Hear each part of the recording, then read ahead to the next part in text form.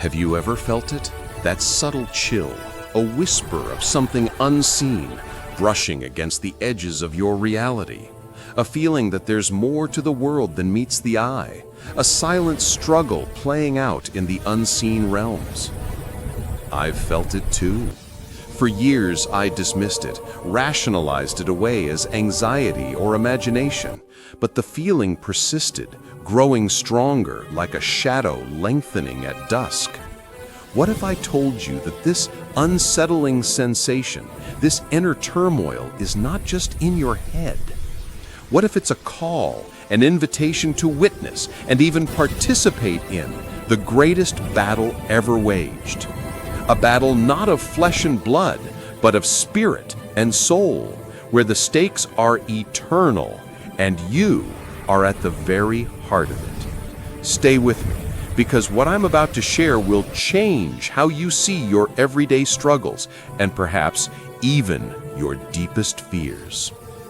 My journey into understanding this cosmic struggle began subtly.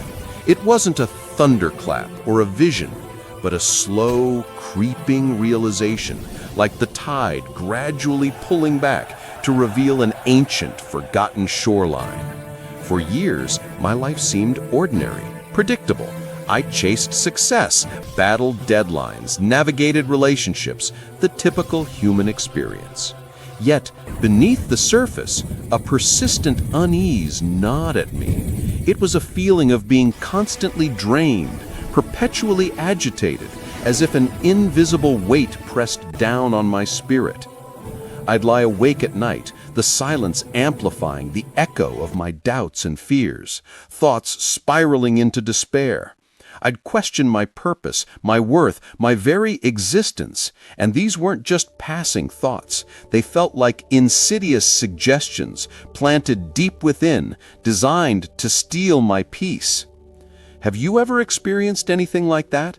That internal monologue, that self-sabotage that feels external? Then came the moment, not just one, but a series of small, unsettling events that started to pry open my eyes. A string of uncanny coincidences, bad luck that felt too organized to be random. Arguments that erupted from nowhere, leaving a lingering bitterness. My once vibrant spirit began to dim, replaced by a dull ache. I started to notice patterns, not just in my life, but in the world around me. The rise of division, the erosion of truth, the casual cruelty that seemed to seep into every corner of society. It felt like an oppressive fog, dense and suffocating, slowly enveloping everything I held dear. I remember one particular evening, sitting alone in my dimly lit living room, the city sounds muffled by rain. A profound sense of hopelessness washed over me, heavy and cold. It felt like a voice, though silent, whispering that there was no point, no hope, that all my efforts were futile. It was a dark, seductive despair, promising an end to the struggle, if only I would surrender. That night, I truly understood what it meant to feel under attack. My heart pounded, not from fear of a physical threat, but from the chilling realization that an unseen enemy was pressing in. I knew, deep down, this wasn't just my imagination. This wasn't merely stress or fatigue. This was something else, something ancient and powerful. This was the call to adventure, echoing in the quiet chambers of my soul. But like any hero in a grand story, my first instinct was to refuse, to retreat, to deny. I tried harder to rationalize it, to find scientific explanations for my spiritual turmoil. I sought distractions, buried myself in work, drowned out the whispers with noise. But the more I tried to ignore it, the louder the internal clamor became. It was like trying to hold back the ocean with my bare hands. The pressure built, the darkness intensified, and I felt myself slipping, losing ground, an invisible grip tightening around my very essence. I was exhausted, not just physically, but spiritually, emotionally. This relentless pressure, this constant gnawing began to crack my carefully constructed facade of normalcy. In my desperation, I found myself drawn to an old, leather-bound book that had sat untouched on my shelf for years, the Bible. I opened it, not seeking answers, but perhaps just a distraction from the chaos within. And there, amidst the ancient texts, I found a truth so profound, so resonant, it felt like a beacon in the suffocating darkness. Ephesians 6:12 pierced through my haze. For our struggle is not against flesh and blood, but against the rulers, against the authorities, against the powers of this dark world, and against the spiritual forces of evil in the heavenly realms. My breath hitched. It was as if someone had articulated the very essence of my unspoken dread, the unseen adversary that had been haunting me. It wasn't just my struggle, it was the struggle. A cosmic battle between light and darkness, good and evil, playing out not just in the heavenly realms, but right here, in the trenches of human experience, in the arena of my own heart. This wasn't a metaphor, this was reality. This verse was my mentor, my guide. It validated my feelings, gave a name to my nameless fear. It was the crossing of the threshold. I could no longer deny the spiritual dimension of my existence. I realized that my previous attempts to fight this battle with purely earthly weapons, logic, distraction, denial, were futile. You cannot fight an invisible enemy with visible tools. I had to equip myself differently. I had to seek out the light. The journey wasn't easy. Once I acknowledged the battle, the attacks seemed to intensify. It was as if by recognizing the enemy, I had drawn its attention. Doubts assaulted me like arrows, poisoning my thoughts. Temptations arose, promising fleeting relief, seeking to drag me back into the shadows of apathy and self-destruction. I felt isolated, vulnerable. Was I strong enough? Could I truly stand against such an ancient, insidious force? I saw its fingerprints everywhere now, in the subtle lies society promoted as truth, in the whispers of division that tore communities apart, in the constant push towards distraction and spiritual complacency. This was a war for the soul of humanity, and each individual struggle was a skirmish on a grand battlefield. But with this understanding also came hope, and with hope, allies. I found strength in prayer, not as a ritual, but as a direct lifeline to the source of all light. I delved deeper into the scriptures, finding wisdom, courage, and promises that shone like stars in the encroaching gloom.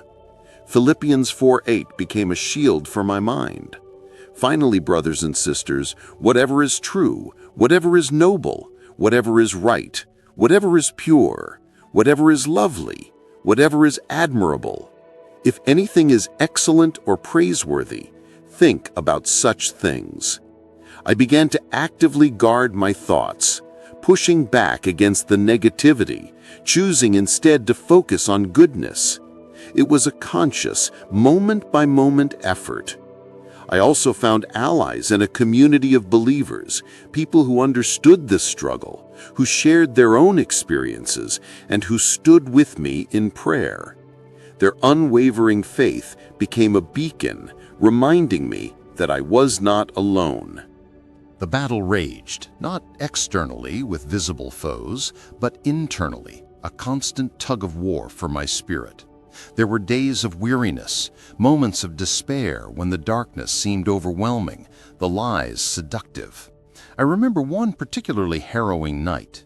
It felt like I was standing at the edge of a precipice, the wind howling around me, trying to push me over. Every insecurity, every past failure, every future fear converged upon me. A wave of profound inadequacy threatened to engulf me, whispering that I was worthless, unlovable, incapable of making a difference. It was the inmost cave, the moment where the darkness made its most concentrated assault. My knees felt weak, my hands trembled, my heart ached with a pain that felt physical. This was the ordeal, the climax of my personal war. In that moment of deepest vulnerability, when despair threatened to claim me, a faint, almost imperceptible light flickered within. It wasn't a grand revelation, but a memory, a whisper of a verse I had read. "The Lord is my light and my salvation. Whom shall I fear? The Lord is the stronghold of my life. Of whom shall I be afraid?" Psalm 27:1. It was a quiet conviction, a deep knowing that I was not fighting this battle alone. I closed my eyes, picturing that light not as a distant star, but as a presence, right there, within me, surrounding me. I breathed deeply, and with every breath, I consciously chose faith over fear, truth over lies. I spoke the words of the psalm aloud, my voice shaky at first, then growing stronger. It felt like wielding a sword of pure light against the encroaching shadows. The oppressive weight didn't vanish instantly, but it loosened its grip. The whispering voices began to recede, their power diminished. I had found my strength, not in myself, but in the unwavering light that had always been there, waiting for me to acknowledge it. Emerging from that night, I felt transformed. The world didn't suddenly become perfect, nor did all struggles cease. The spiritual battle continues, a constant reality. But I had changed. I had faced the darkness in its rawest form, and I had found the light. I had learned to discern the whispers of deception from the voice of truth. I had embraced the armor of God, as described in Ephesians 6:10-18, truth, righteousness, peace, faith, salvation, and the Word of God. This wasn't just ancient text. It was a practical guide for daily spiritual warfare. The peace I found was not the absence of conflict, but the presence of calm amidst the storm. I walked with a renewed sense of purpose, a quiet confidence that came from knowing my place in this cosmic narrative. This journey, this battle, is not unique to me. It is the human experience. We are all participants, whether we realize it or not. The final battle between light and darkness rages on, not just in some distant spiritual realm, but in the choices we make every day, in the thoughts we entertain, in the words we speak, in the actions we take. It's in how we respond to injustice, how we treat our neighbors, how we manage our own inner chaos. Every moment is an opportunity to choose light, to stand for truth, to resist the insidious whispers of darkness. So I ask you, what side are you on? Are you aware of the battle that rages for your peace, your joy, your very soul? Will you stand idle, letting the shadows lengthen, or will you choose to equip yourself with the light that can never be extinguished? Remember what 1 John 4:4 says, "You, dear children, are from God and have overcome them, because the one who is in you is greater than the one who is in the world." You have within you a power far greater than any darkness you may face. Embrace it. If my story has resonated with you, if you felt that same chill or yearned for that same light, then take a moment, reflect on the invisible battles in your own life. And if you're ready to step into this awareness, to strengthen your spirit and find your own light, then join our community. Share your experiences in the comments below. Let's encourage one another, for in unity, our light shines even brighter. Don't forget to like this video and subscribe for more insights into the profound truths that shape our lives. Let's journey together, bathed in the eternal light.